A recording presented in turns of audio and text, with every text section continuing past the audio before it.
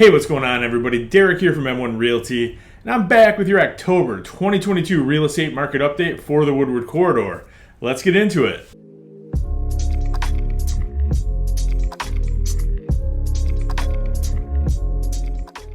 Now, I know we've heard all these stories about how the market is cratering and interest rates are sky high and there's all these issues and the sky is falling. At least for us in the Woodward Corridor, that is not the case whatsoever. Now, we're starting to see a little bit of the market softening up, but it is nowhere near as dire as these headlines are making it sound. As of right now in the city of Ferndale, there are 58 homes for sale. Now, compare that to only 28 homes that sold in the month of September. Typically, we've been seeing a lot more homes than that sell every month, but I think that's indicative of what everybody's been hearing. There's a little bit of apprehension in the market. Interest rates definitely have gone up, and that probably has something to do with it as well. But I think in the grand scheme of things, I'd be worried if we had 9 homes sold in the month of September. 28 is a little bit less than we've been seeing, but in the grand scheme of things, it's a little bit of a blip. I think we're going to pick right back up here in the next few months. And out of those homes that sold, the average sale price was $259,619. Now that's only 0.8% less than it was in the month of August. So we're not really seeing,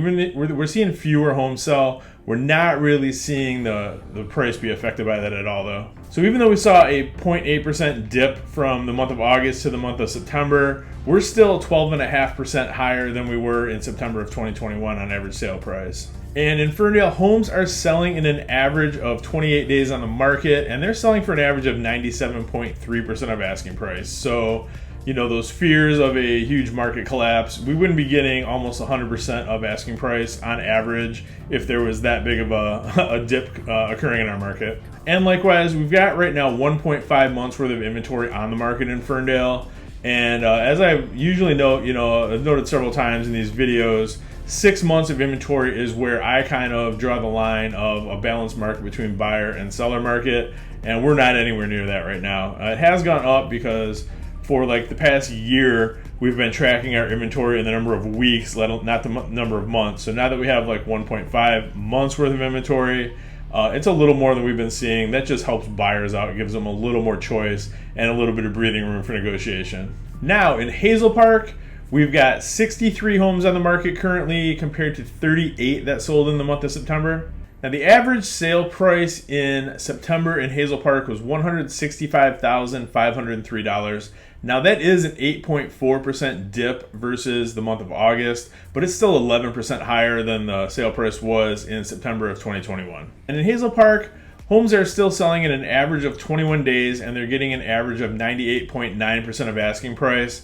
And in Hazel Park, we currently have 1.7 months worth of inventory. Now in Oak Park, we are looking at 52 active listings right now compared to 42 that closed in the month of September. The average sale price for September was $211,389. That represents a 2% increase versus the month of August, and it's 10.6% higher than the average sale price was in September of 2021. In Oak Park, homes are currently selling in an average of 16 days, and they're getting an average of 101% of asking price.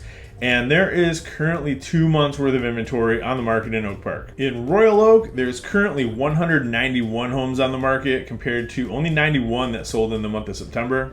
The average sale price for September in Royal Oak was $351,198. Now that represents a 2.1% decrease over the month of August, but homes are still selling for 7% more than they were in September of 2021. Currently, homes in Royal Oak are selling in an average of 24 days, and they are getting an average of 99.7% of asking price. And there's currently 1.7 months worth of inventory on the market in Royal Oak. Now in Berkeley, which has been historically kind of up and down all over the place because the sample size is so small, there's currently 33 homes for sale in the city of Berkeley compared to 39 that sold in September. The average sale price in September in Berkeley was $341,158. That represents a 3.9% increase over the month of August and a 6.4% increase versus September of 2021. Homes in Berkeley are currently staying on the market only 19 days, and on average they're selling for 100.6% of asking price. And currently there's 0.9 months worth of inventory on the market in Berkeley, so not even a full month. And last but not least, that little city with the big heart, Clawson, Michigan, currently has 16 homes on the market compared to 19 that sold in the month of September. And the average sale price in September was $283,495.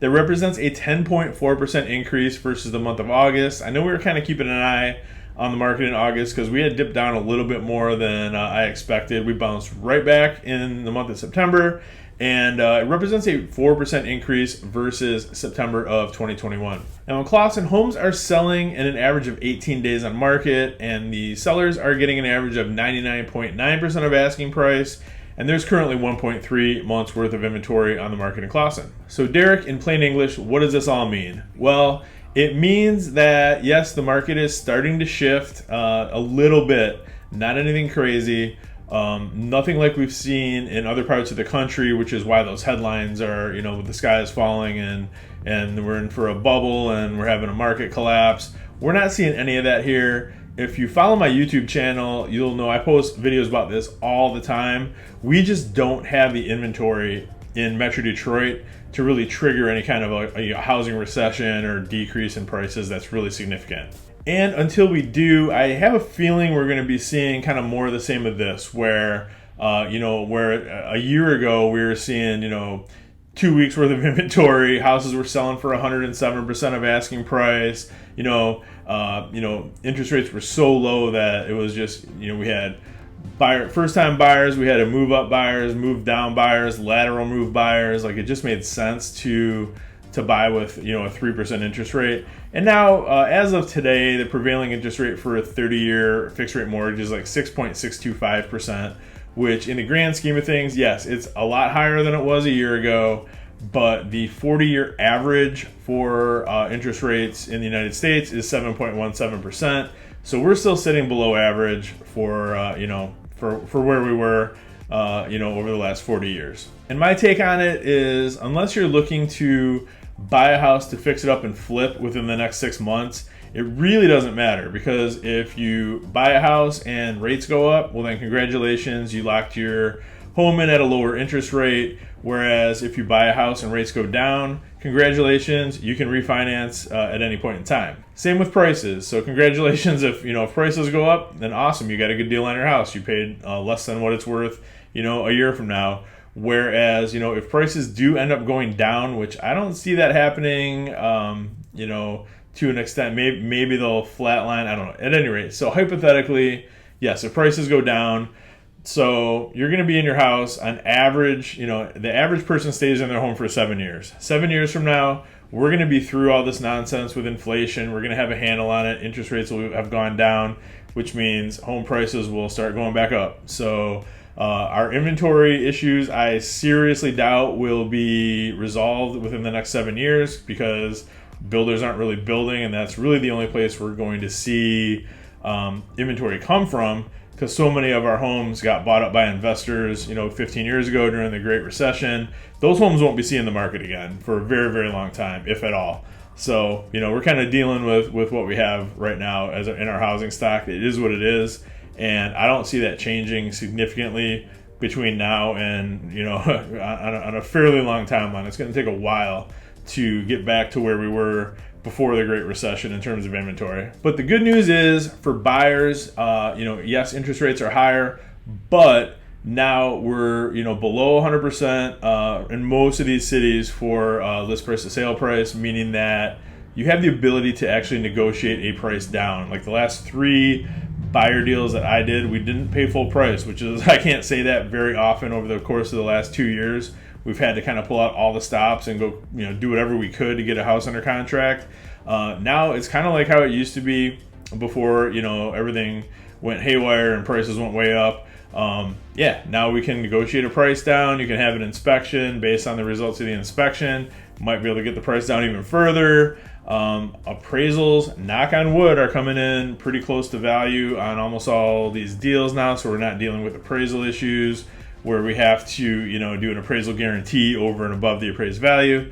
It's just a lot more, it's not a subdued market, but it's a calmer market than what we've been dealing with, which is Always a good thing for, honestly, for buyers and for sellers. I mean, it's fun to just stick your sign in the yard and then have like 15 offers, but it's not so much fun dealing with the 14 people that don't get the house and competing offers and people, you know, trying to like outbid each other. That makes it a really stressful situation. It's alleviated when you get that check, but there's a lot more certainty in the market now than there was even a year ago, 2 years ago, like what we've been dealing with. I know things are in flux a little bit, but at least in our local market, it's kind of just mellowed out and made it a lot more easy for everybody involved, just to get a house under contract, get your house sold, get a new house to buy. I'm liking where we're at right now. It's you know, it's kind of what I've been looking forward to, you know, for a while now. You know, the market that we've been dealing with for the past couple years hasn't been fun for anybody involved except for home sellers. So that's kind of where we're at right now. If you do have any questions, if there's a city that I didn't get to, or you have a stat that I didn't hit on, or, you know, any questions at all, you can always reach out to me directly. My direct line is 586-491-5622. You can also reach out at 248-561-6155. My email is dwerenka@m1realty.net.